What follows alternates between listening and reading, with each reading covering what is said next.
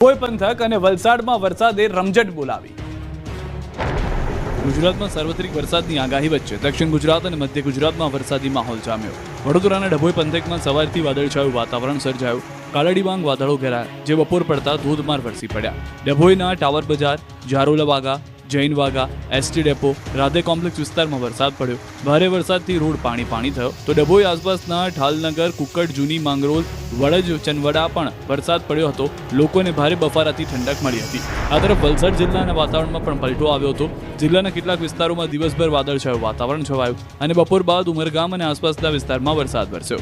ભારે ઉકળાટ અને ગરમીના માહોલમાં વરસાદ વરસતા વાતાવરણમાં ઠંડક પ્રસરી. અનેક લોકોએ ગરમી અને બફારાથી રાહત અનુભવી.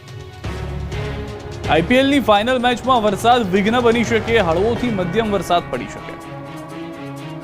સેમીફાઇનલની જેમ આઈપીએલની ફાઇનલ મેચમાં પણ વરસાદનું વિઘ્ન આવશે. અમદાવાદમાં આવતીકાલે પંજાબ અને બેંગ્લોર વચ્ચે રમાનાર આઈપીએલની ફાઇનલ મેચમાં વરસાદ વિલન બની શકે છે. હવામાન વિભાગે આગાહી કરી છે કે 8 જૂન સુધી ગુજરાતમાં વરસાદ પડશે. સૌરાષ્ટ્ર, કચ્છ, ઉત્તર ગુજરાત અને દક્ષિણ ગુજરાતમાં ગાજવીજ સાથે વરસાદ પડશે. સાથે જ આવતીકાલે આખો દિવસ અમદાવાદમાં વરસાદી માહોલ રહેશે. અમદાવાદમાં હળવાથી મધ્યમ વરસાદ પડવાની શક્યતા છે. બીજી તરફ અંબાલાલ પટેલે ગુજરાતમાં ચોમાસું વહેલું આવશે તેવી આગાહી કરી છે. હવામાન નિષ્ણાંત અંબાલાલ પટેલના અનુમાન મુજબ 12 જૂનથી ગુજરાતમાં ચોમાસું આવી જશે. 14 થી 16 જૂનમાં ગુજરાતના દક્ષિણમાં ચોમાસું આવશે. 18 જૂને બંગાળની ખાડીમાં સિસ્ટમ બનશે. સિસ્ટમની અસરથી ગુજરાતમાં વરસાદ વરસશે. कल का जो हमारा पूर्वानुमान है, इसमें आइसोलेटेड जगह में लाइट टू मॉडरेट रेनफॉल है अहमदाबाद, और अहमदाबाद के लिए स्पेशली हम लाइट टू मॉडरेट रेनफॉल पूर्वानुमान दिया हुआ है. और तापमान जो है आज 39 डिग्री सेंटीग्रेड के आसपास दे रहे हैं. तो कल बारिश की संभावना है लाइट टू मॉडरेट आइसोलेटेड बारिश का તો આ સિસ્ટમ ગરમી બનશે, ચોમાસું સક્રિય થશે અને 12 જૂનથી ગુજરાતના ભાગોમાં ચોમાસું આવી જશે. 14 થી 16 જૂનમાં ગુજરાતના દક્ષિણ છેડે ચોમાસું આવી જવાની શક્યતા રહે છે અને લગભગ 12 થી 16 કે 17 કે 18 જૂનમાં ગુજરાતના ઘણા ભાગોમાં વરસાદ થવાની શક્યતા રહે છે. ખાસ કરીને દક્ષિણ ગુજરાતના ભાગો, દક્ષિણ સૌરાષ્ટ્રના ભાગો, વડોદરાના ભાગો, મધ્ય ગુજરાતના ભાગોમાં વરસાદ થવાની શક્યતા રહે છે. વિસાવદરમાં થશે ખરાખરીની ટક્કર. ત્રણેય પક્ષના મૂર્તિયાઓએ વિજય સંકલ્પ સાથે ભરી દીધા ફોર્મ. વિસાવદર વિધાનસભાની પેટા ચૂંટણીના ફોર્મ ભરવાના અંતિમ દિવસે ભાજપ કોંગ્રેસના ઉમેદવારોએ ફોર્મ ભર્યા. વિસાવદર બેઠક પર ભાજપમાંથી કિરીટ પટેલ તો કોંગ્રેસમાંથી નીતિન રાણપરિયાએ ફોર્મ ભર્યા તો આપમાંથી ગોપાલ ઇટાલિયાએ ફોર્મ ભર્યું. વિવાદમાં આવેલી વિસાવદર બેઠક કબજે કરવા માટે આ વખતે ભાજપે નવો ચહેરો મેદાને ઉતાર્યો છે. પક્ષીય પાટીદાર સમાજના અગ્રણી નેતા અને જૂનાગઢ જિલ્લાના ભાજપ પ્રમુખ કિરીટ બાબુલાલ પટેલને ઉમેદવાર તરીકે જાહેર કર્યા છે. છેલ્લા 2 દાયકાથી સંગઠનમાં સક્રિય રહી વિવિધ જવાબદારીઓ નિભાવનાર કિરીટ પટેલના સમર્થનમાં સીએમ ખુદ ઉતર્યા હતા. વિસાવદરમાં વિજય સંકલ્પ યાત્રા સાથે રોડ શો કર્યો હતો. જેમાં મોટી સંખ્યામાં ભાજપના કાર્યકર્તાઓ, સ્થાનિક લોકો જોડાયા હતા. ખુલ્લી જીપમાં સીએમ ભૂપેન્દ્ર પટેલે લોકોનું અભિવાદન ઝીલ્યું, પછી સભા કરી જેમાં મોટી સંખ્યામાં લોકો જોડાયા. બાદમાં રોડ શો કરી પ્રાંત કચેરીએ પહોંચ્યા અને સીએમ ભૂપેન્દ્ર પટેલ, સાંસદ રાજેશ ચુડાસમા, જયેશ રાદડિયા સહિતના નેતાઓ સમર્થકોની ઉપસ્થિતિમાં કિરીટ પટેલે ઉમેદવારી ફોર્મ ભર્યું, શક્તિ પ્રદર્શન કર્યું. ભાજપે કિરીટ પટેલને ટિકિટ આપતા સ્થાનિકોમાં ભારે ઉત્સાહ છે. વેપારીઓમાં પણ ખુશી જોવા મળી. અહીં આ વખતની કાંટાની ટક્કર થવાની છે, કેમ કે આ વખતે ત્રિપાંખીયો જંગ છે. આપના ગોપાલ ઇટાલિયા પણ મેદાને છે. છેલ્લા 17 વર્ષથી ભાજપ અહીં જીત્યું નથી, એટલે આ બેઠક પર કબજો કરવા એડી ચૂંટીનું જોર લગાવ્યું છે. કડી પેટા ચૂંટણીમાં જામશે ત્રિપાંખીયો જંગ. ભાજપ, કોંગ્રેસ, આપના ઉમેદવારોએ શક્તિ પ્રદર્શન સાથે ભર્યા ફોર્મ. કડી વિધાનસભાની પેટા ચૂંટણીમાં ત્રિપાંખીયો જંગ જામવાનો છે. પેટા ચૂંટણીમાં ઉમેદવારી ફોર્મ ભરવાના અંતિમ દિવસે ભાજપ, કોંગ્રેસ અને આમ આદમી પાર્ટીના ઉમેદવારોએ ફોર્મ ભર્યા. ભાજપ, કોંગ્રેસ અને આપના ઉમેદવારોએ શક્તિ પ્રદર્શન સાથે ફોર્મ ભર્યું. ભાજપથી રાજેન્દ્ર ચાવડાએ, કોંગ્રેસમાંથી રમેશ ચાવડાએ અને આપમાંથી જગદીશ ચાવડાએ ફોર્મ ભર્યું. પોતાના ટેકેદારો સાથે ફોર્મ ભરવા પહોંચ્યા. ભાજપના ઉમેદવાર રાજેન્દ્ર ચાવડાની ફોર્મ ભર્યું પહેલા સભા સાથે શક્તિ પ્રદર્શન કર્યું. ઉમેદવારી ફોર્મ ભરતા પહેલા વિજય વિશ્વાસ સંમેલન યોજ્યું, જેમાં ઉત્તર ગુજરાતના ભાજપના ધારાસભ્યો, સાંસદો હાજર રહ્યા. નીતિન પટેલ, ઋષિકેશ પટેલ, જગદીશ પંચાલ સહિતના નેતાઓ જોડાયા. બાદમાં વિશાળ રેલી કાઢી, જેમાં મોટી સંખ્યામાં ભાજપના કાર્યકર્તાઓ અને સ્થાનિક લોકો જોડાયા હતા. રેલી સ્વરૂપે કડી પ્રાંત કચેરી ખાતે પોતાની ઉમેદવારી નોંધાવવા પહોંચ્યા હતા. દિગ્ગજ નેતાઓની હાજરીમાં રાજેન્દ્ર ચાવડાએ ઉમેદવારી નોંધાવી હતી. કડીમાંથી મોટા માર્જિન સાથે જીતનો વિશ્વાસ વ્યક્ત કર્યો હતો.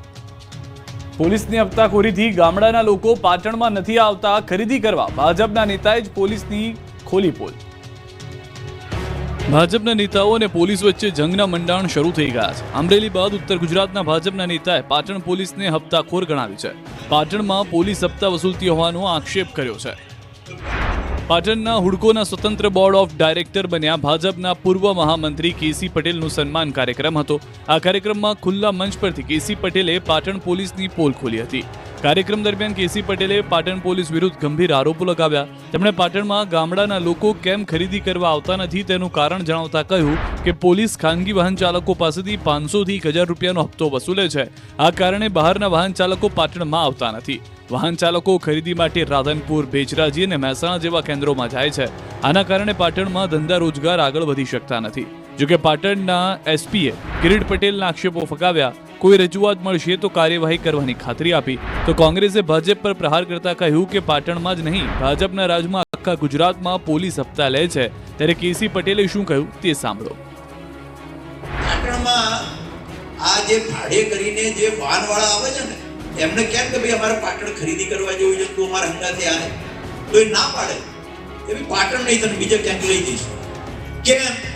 તો અમે પાટણમાં પ્રવેશ કરીએ છીએ તો પોલીસ વાળા પકડે છે, અમારી જોડે 500-1000 રૂપિયા લઈ લે છે, તો આવતા બંધ થયા છે. એક આ નાનું કારણ છે મિત્રો, એક નાનું કારણ પાટણના ધંધા રોજગારને કેટલી મોટી અસર કરી. બરોડા ડેરીમાં પણ કૌભાંડ થતું હોવાનો ધારાસભ્ય કેતન ઇનામદારનો આક્ષેપ. મેરાકુવા ગામની ડેરીમાં કૌભાંડના આક્ષેપ બાદ સાવલીના ધારાસભ્ય કેતન ઇનામદારે બરોડા ડેરીમાં પણ કૌભાંડ થયાના સણસણતા આક્ષેપો કર્યા છે. બરોડા ડેરીના એમડી અજય જોશીના રાજીનામાને લઈને સાવલીના ધારાસભ્ય કેતન ઇનામદારે સવાલ ઉઠાવ્યા. ડેરીમાં ચાલતા કૌભાંડને લઈ ફેડરેશન દ્વારા રાજીનામું લેવાયું હોવાનો ધારાસભ્યએ આક્ષેપ કર્યો. કેતન ઇનામદારે મેરાકુવા ગામે ડેરીના મૃતક સભાસદોના ખાતામાં રૂપિયા જમા કરાવી લાખોના કૌભાંડનો પર્દાફાશ કર્યો. ડેરીના સત્તાધીશો નહીં પરંતુ જિલ્લા રજિસ્ટ્રાર દ્વારા કૌભાંડની તપાસ કરવા તેમણે માંગ કરી.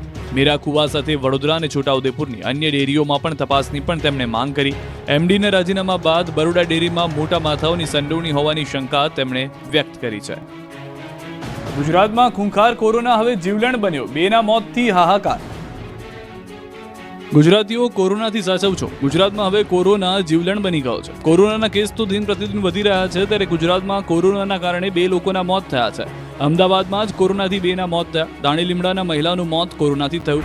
47 વર્ષીય મહિલાને એલજી હોસ્પિટલમાં દાખલ કરવામાં આવી, તેમણે દમ તોડ્યો. આ તરફ એલજી હોસ્પિટલમાં સારવારમાં 18 વર્ષની યુવતીનું મોત થયું. ફરી એકવાર કોરોનાના મોતને લઈને અમદાવાદ મ્યુનિસિપલ કોર્પોરેશનની પોલમપોલ જોવા મળી.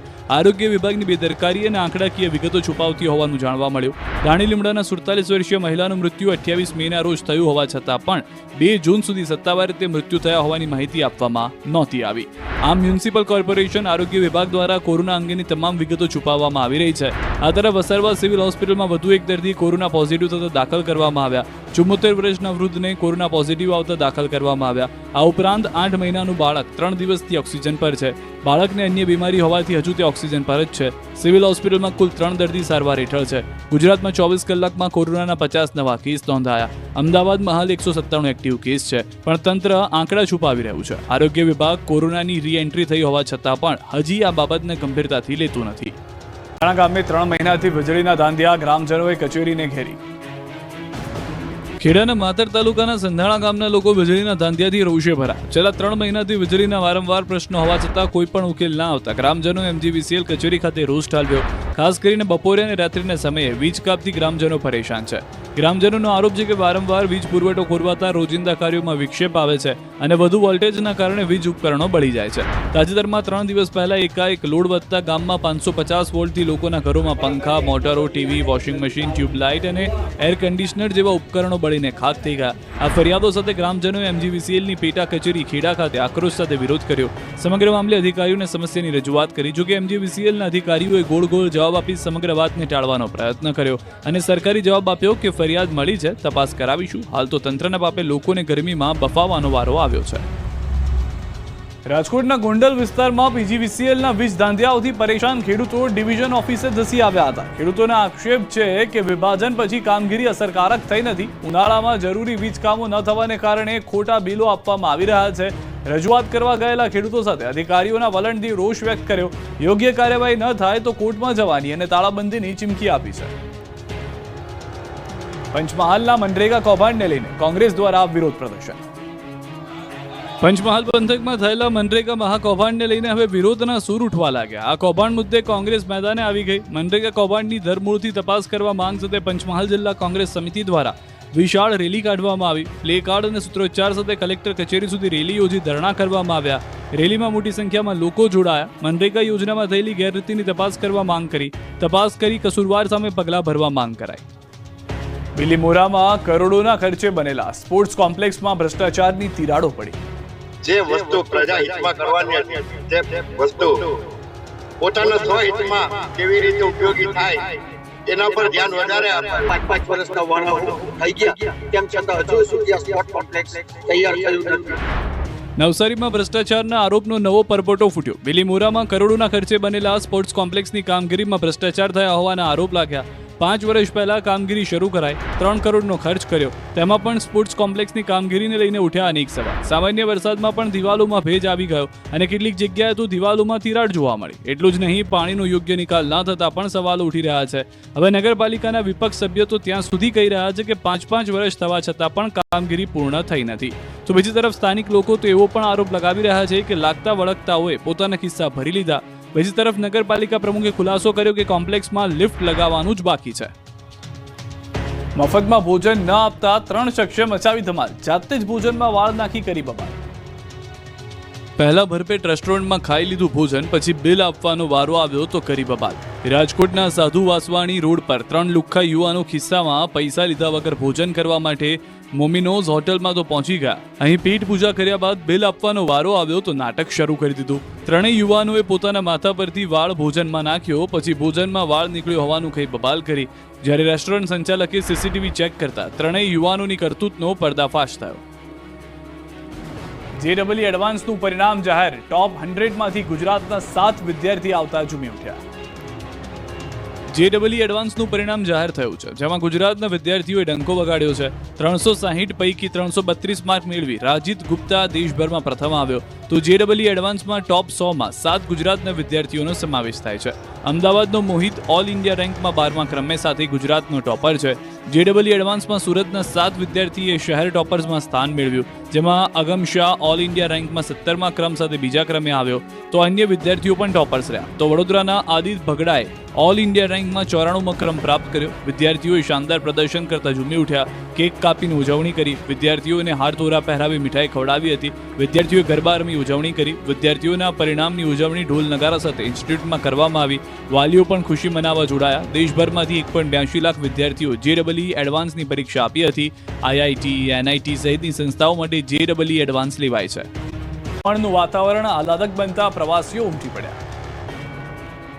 એક તરફ શાંત દરિયો, બીજી તરફ આથમતો સૂરજ અને હવાની શીતળ લહેરો. આ નયનરમ્ય નજારો દમણના દરિયા કિનારાનો છે. વેકેશન હવે પૂર્ણ થવાનું છે. ત્યાં મોટી સંખ્યામાં પ્રવાસીઓ દમણના દરિયાકાંઠે ઉમટી પડ્યા છે. અહીંના દરિયા કિનારાની સુંદરતા જોઈ અને દર વર્ષે પર્યટકોની સંખ્યામાં વધારો થઈ રહ્યો છે. આ વખતે પણ વેકેશન દરમિયાન દેશ વિદેશના સહેલાણીઓ દમણ ખાતે રજા માણવા ઉમટી પડ્યા. દમણમાં આવેલા Devka, Jampore, light house beach પ્રવાસીઓ માટે આકર્ષણનું કેન્દ્ર બન્યા. તો ગોવા જેવા બીચના કારણે પણ લોકો હવે ગોવાની બદલે દમણ આવી રહ્યા છે.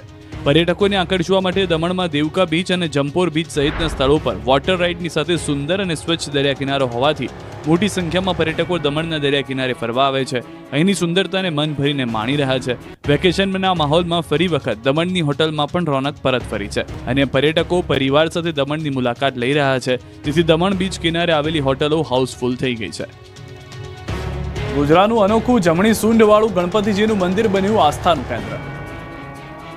ગોધરા નજીક વડોદરા હાઈવે ઉપર પોપટપુરા પાસે આવેલું ગણેશ મંદિર ભક્તોની આસ્થાનું કેન્દ્ર છે. અહીં અંદાજિત 700 વર્ષ પહેલા સ્વયંભૂ પ્રગટ થયેલા શ્રીજી જમણી સૂંઢ સાથે પ્રતિમા સ્વરૂપે બિરાજમાન છે. પોપટપુરા ગણેશ મંદિરમાં દૂર દૂરથી દર ચોથ અને મંગળવારે ભક્તો અચૂક દર્શન માટે આવે છે. ચોથના દિવસે ભક્તોની દર્શન માટે કતારો જામે છે. આસ્થા સાથે દાદાના દર્શને આવતા સૌની મનોકામનાઓ દાદા પૂર્ણ કરે છે. સંતાન પ્રાપ્તિ સહિતની અનેક મનોકામનાઓ અત્યાર સુધીમાં દાદાએ પૂર્ણ કરી હોવાનો દાવો ભક્તોએ કર્યો છે. અહીં પૂજારી દ્વારા કોઈ માનતા લેવડાવવામાં આવતી નથી.